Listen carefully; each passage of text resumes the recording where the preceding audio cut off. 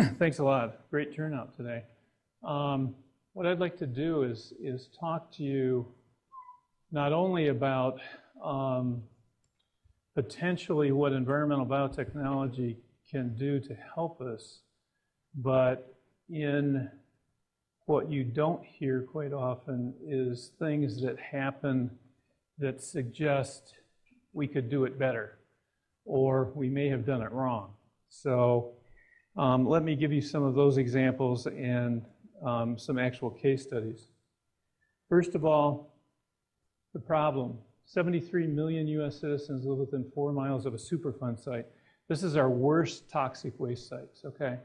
And these are the ones that are going to require immediate cleanup. They have multiple risk factors associated with them, etc. In fact, 4 million U.S. citizens live within 1 mile of a Superfund site, and we actually have several Superfund sites in the Bay Area here.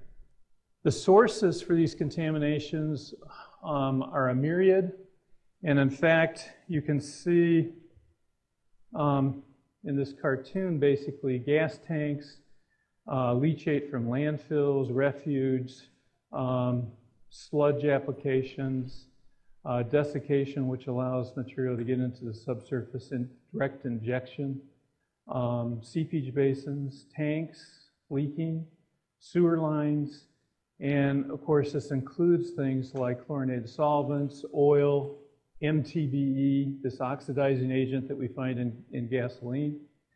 And then of course a lot of the radionuclides that are involved in DOE sites, and even plutonium and things like this that are found at some of the sites. The cost, and this is probably a low estimate, is going to cost us at least $1.7 trillion, and that number seems to be going upwards.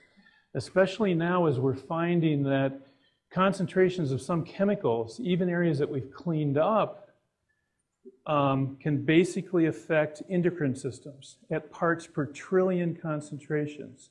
So they're endocrine disruptors.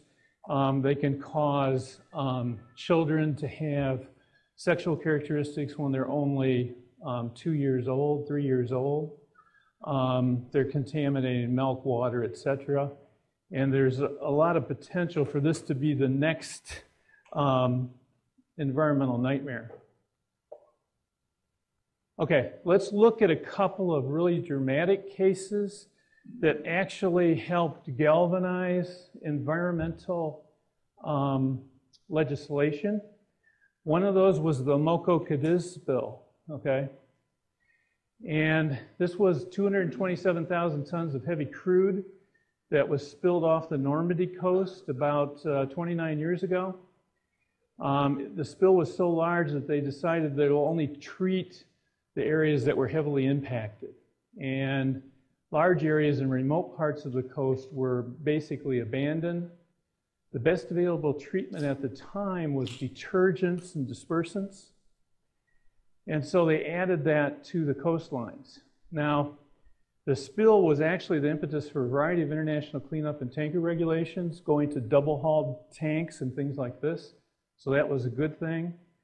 However, ecological studies done 10 and 20 years post-spill have now demonstrated to us that the treated areas have not yet recovered, okay? And it's been almost 30 years.